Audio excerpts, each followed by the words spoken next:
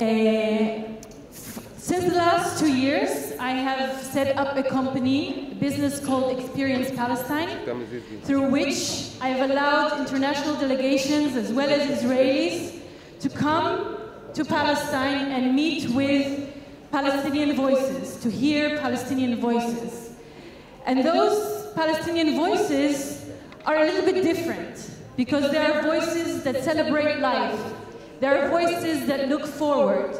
They are voices that see a future in Palestine. And so we want to move from a language of victimhood to a language of empowerment.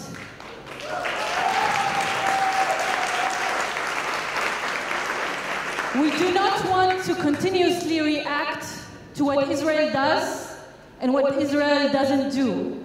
But we want to find the strength within us as Palestinians in order to find a way to move forward and a way forward towards peace.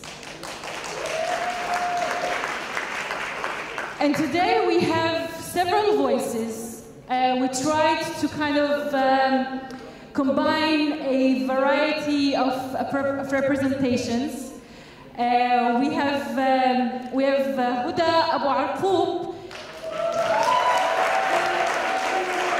from Dura Hebron, and is the director of the Alliance, the regional director of the Alliance for Middle East Peace. We have Abeer Natsheh, who is leading her own business and empowering other women to act constructively and to be business leaders in society, in her society, in East Jerusalem in specific. And we have Dajani, who is currently conducting research in Germany on topics dealing with reconciliation. And so I want to start with you, Huda. Since I've known you, really, you have presented a voice, a Palestinian voice that is different. You've always spoken about a new language with regards to resolving the conflict. So, Huda, we wanna hear more about that. Take it away. Thank you so much for being here tonight, and in the spirit of Ramadan Kareem to everybody. I think the language that the Palestinians have learned through the years is the language of hope. And my message to the people of Israel who are with us tonight is that do not underestimate the power of hope. It makes people go on for a long time, but do not take it also for granted. And one of the things that I always refer to is a story.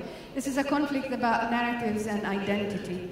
My grandfather's story was about him and Jewish and Christian friends driving all the way up to Haifa for a concert by a Lebanese singer, and then in the morning they are in Beirut, and in the afternoon in Damascus buying stuff, and then through Amman back to Hebron in 2 days.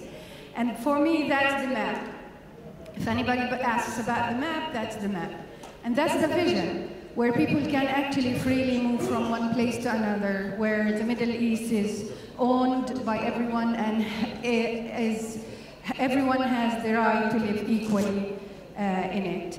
I want that vision back to us, to the Palestinians, to the Israelis, to the Jordanians, Egyptians, everybody. And tonight I'm bringing the strong feminist voice in Palestine that keeps going and never giving up hope. Thank you, Huda. Abeer. So tell us about your endeavors, your success story in working with women, in being a woman that leads such important business initiatives. Okay. Hello, everyone. My personal experience as a woman, it wasn't easy for me to live in East Jerusalem, knowing that I'm not like others living with me. I didn't have the chance to listen to others, which I mean the Israelis. I had the chance later on when I've opened my mind, opened my ears, and looked around me, learned the language that will allow me to integrate into the society. I've learned a lot about the society that I'm living in, and I wanted to help other women to break all these barriers that will allow them to succeed, to participate in building the country, not only putting obstacles and look at them and cry all the time. We are victims of a conflict that is going on since I was born and before. So I've lived it all my life, but although I've lived this conflict, I've decided to get out of the box and think, what's the problem? The problem that we're not integrated enough in the society. We don't have the women voices loud enough and participated, integrated in anything, not in politics enough, not in economy enough, not enough even in education. Lately we see like women also not participating in the education. They leave early, they get married, and they have hopeless life. What I did is I started my own business, trying to get my education to these women, pass it on. I'm teaching women information technology skills, a new way to integrate them into the society. They can work from home, they can work from offices, they can work from anywhere. So they will get enough money, they will get out of poverty, they will have a reason to live for. They will open their eyes, they will know the society, they will know that their voices count when it's elections. They will know a lot around them, they will teach their children, they will get hope, and hope will build a country. They will live for this country. They will not teach their children to die. They will do just as I do. I live for my country, I live for my future. And this is what we want everyone else to think of. Solutions, not obstacles.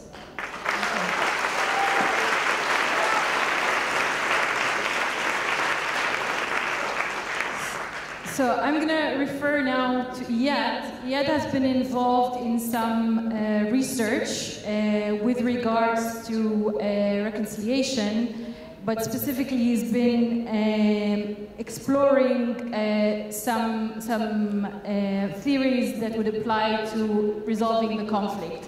And perhaps this is a time where we turn to a more kind of intellectual representation. Iyad.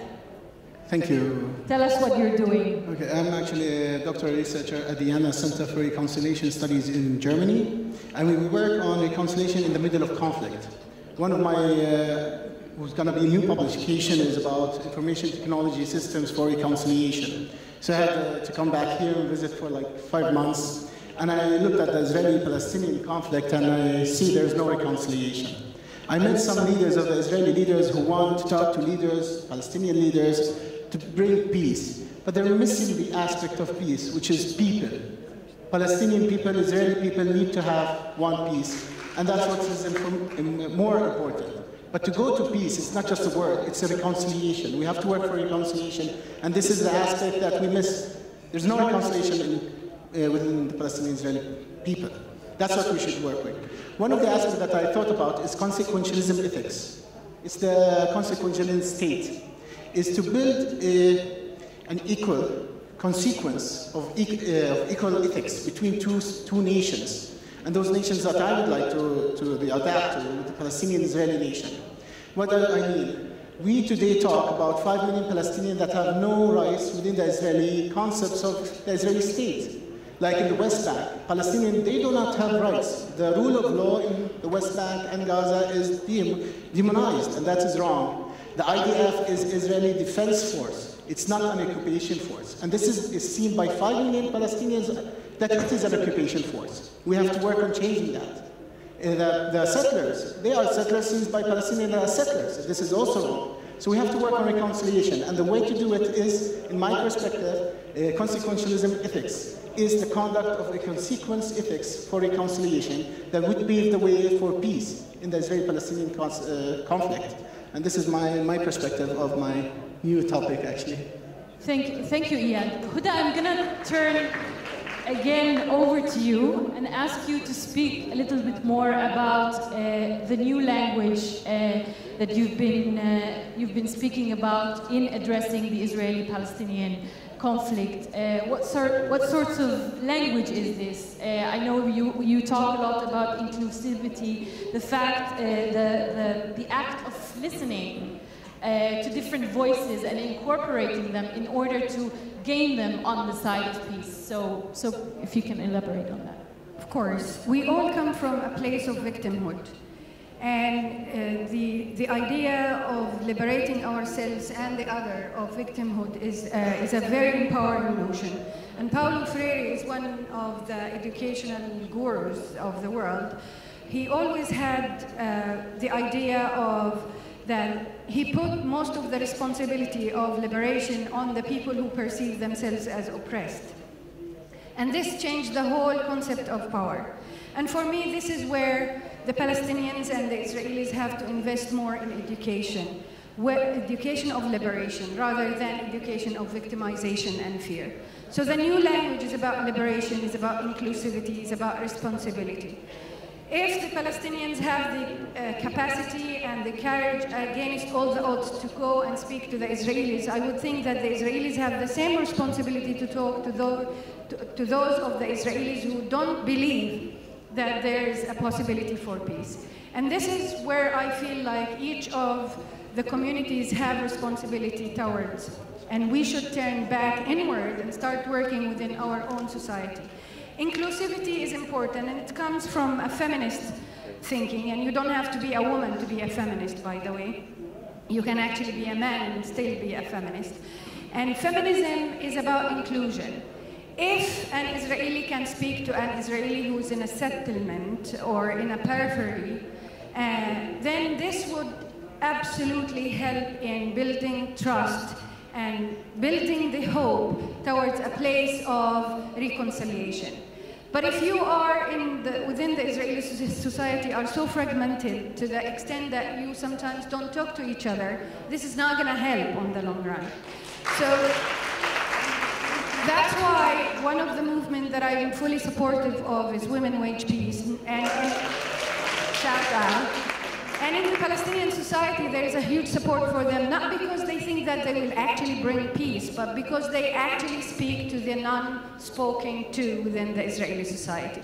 I would say the same also about the Palestinians. If we continue thinking that we are different factions and different entities, and we're city people and village people, and educated versus not educated, we will continue with the victimhood story. I think it's time for the Palestinians and the Israelis to get out of their comfort zone, and instead of being very comfortable victims and blaming and shaming everybody for their status, it's time for themselves to take responsibility for their status and claim liberation and start being very inclusive about their look at the world. And this is what I'm doing, and I hope that many of us will take this away tonight and start the conversation with the most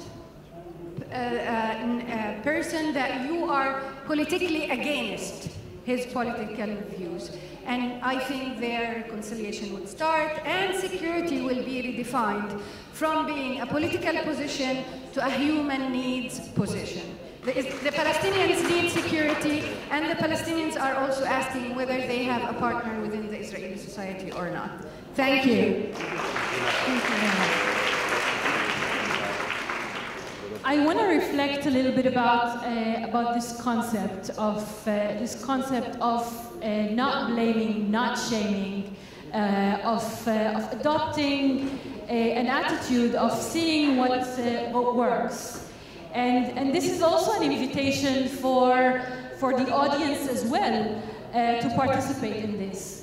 Not all the time, as Palestinians, we want to be presented as victims. And I encourage also those who cover Palestinian news from the Haaretz team and various other news agencies to cover what's happened, what's positive in Palestine.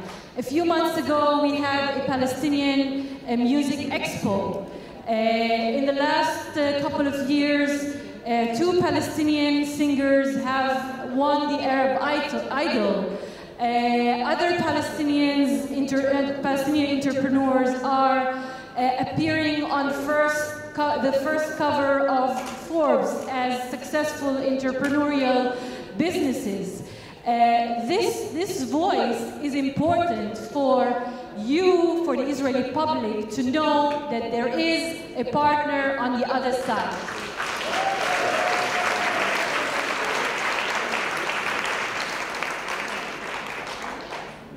So, with that, I want to turn back to Abeer and ask you, Abeer, what has been your involvement, if you want to speak about that, in giving a voice to peace, and what has led you to this point of transformation? Because I know for myself that growing up in the first Intifada, it was that tension, that point of clashes. I used to go to a school in East Jerusalem right next to Damascus Gate, where I saw soldiers right in front of me.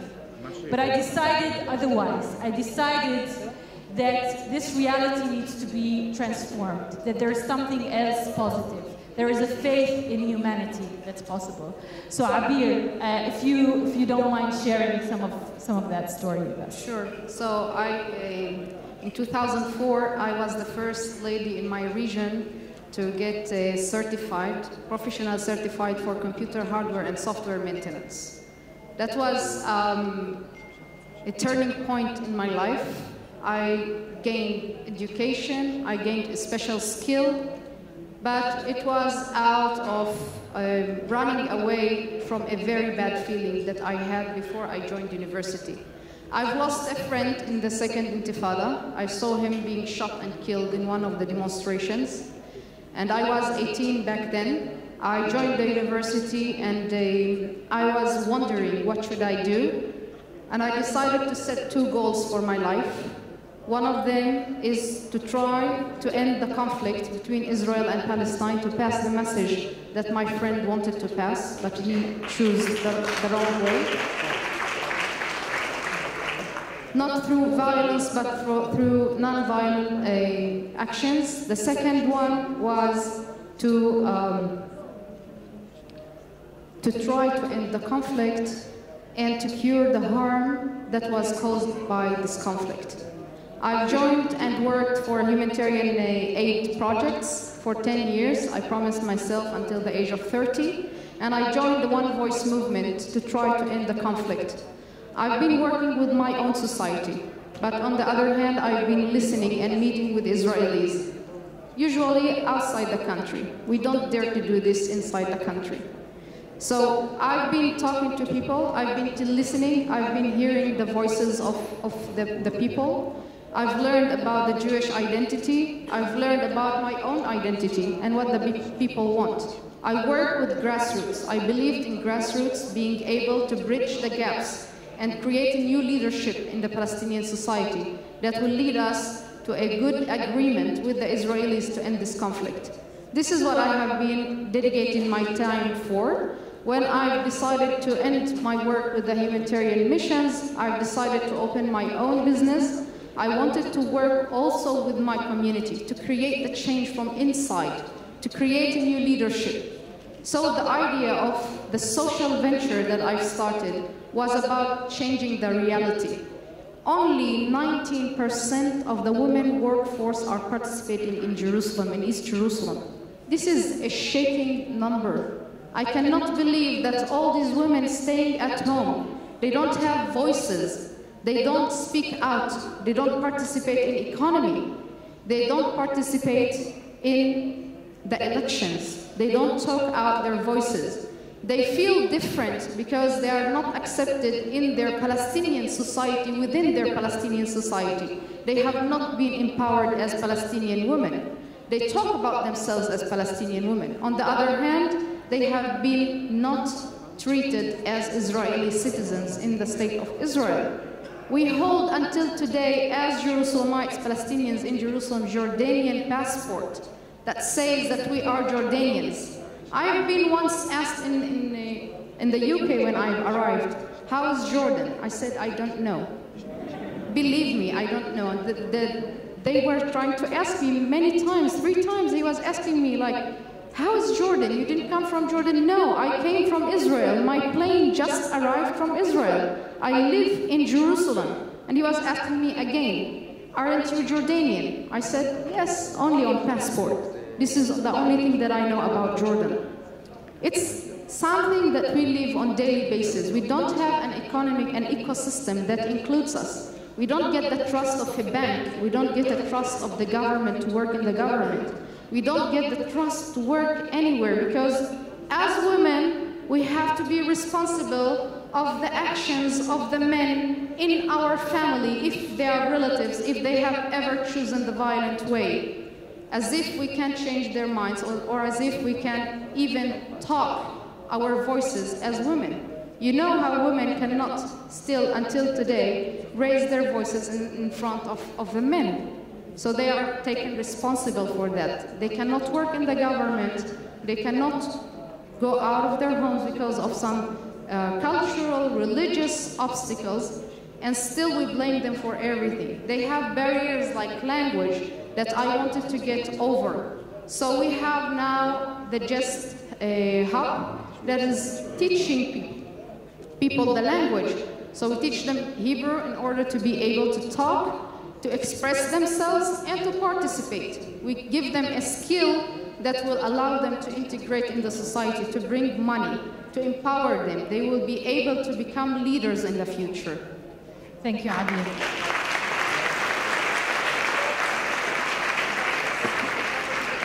So, yeah, I'd like you to speak a little bit more about the other part of your research, which is related to social media and its influence on reconciliation. If you can speak a little bit more about that. Actually, we do work. I work actually at developing information systems for reconciliation, and it's part of developing an ecosystem that has in its core the values of moderation, reconciliation, and democracy, and that can be implemented in conflicts. So one of the aspects that we tried to implement it in the Palestinian-Israeli conflict, and actually what we found is that the Palestinians, they still don't understand the concepts of reconciliation and how to get there.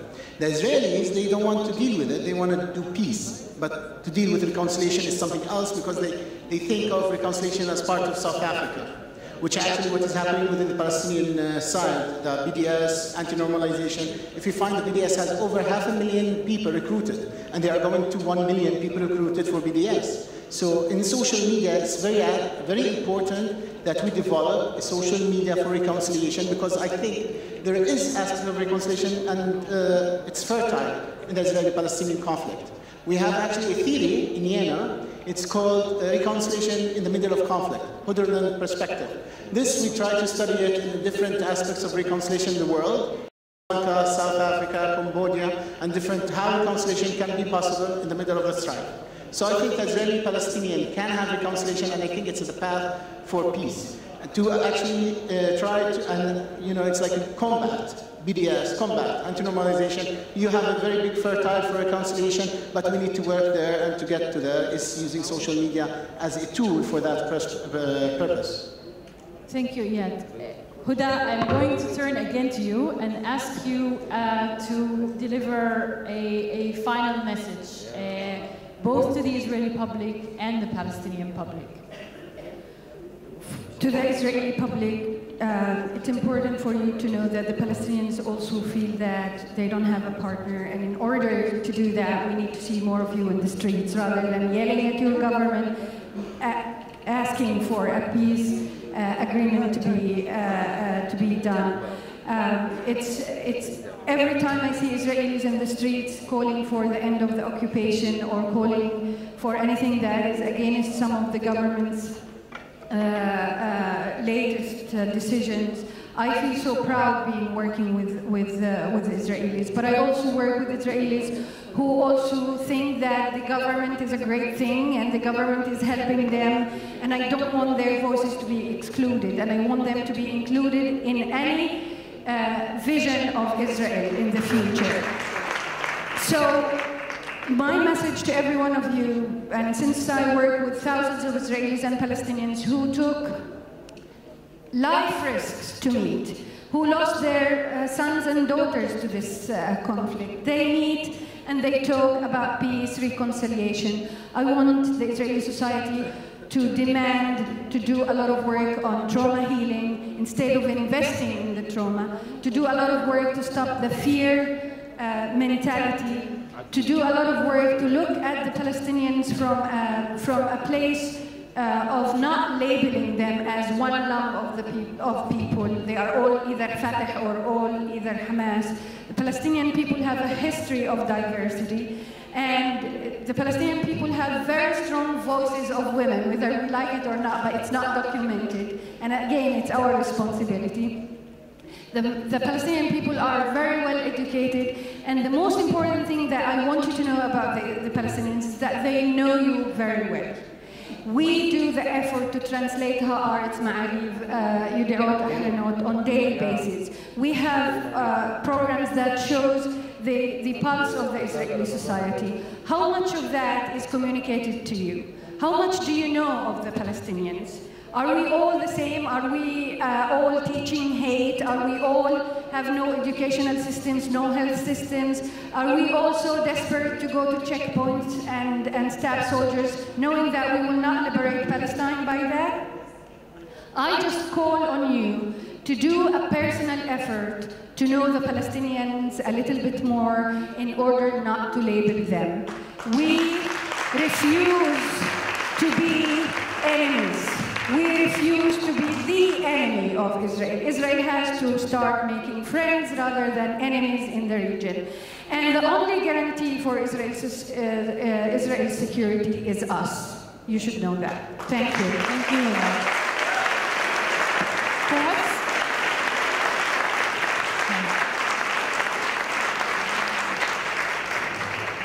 I will just conclude by sort of presenting one other hat that I carry. I work at an organization called the Jerusalem Season of Culture, and we're developing one of our events in the summer is called 7 Ways to Dissolve Boundaries. And this journey allows the participants to meet people that are outside of the paradigm, outside of the scheme of what they expect. And through my business, Expeirence Palestine, I also attempt to do that. And I invite also, and although that is an act of going on a journey, I invite you to do this process also internally, to melt your own borders and to meet people that you are not usually meeting, to cross across to the other side, because there is a physical separation wall between us, and sometimes this wall is not physical, it's very psychological. So I invite you all to cross that border and melt your own walls and your own borders to meet the other, because in the end, this other is you. He's a human being like yourself. Thank you very much.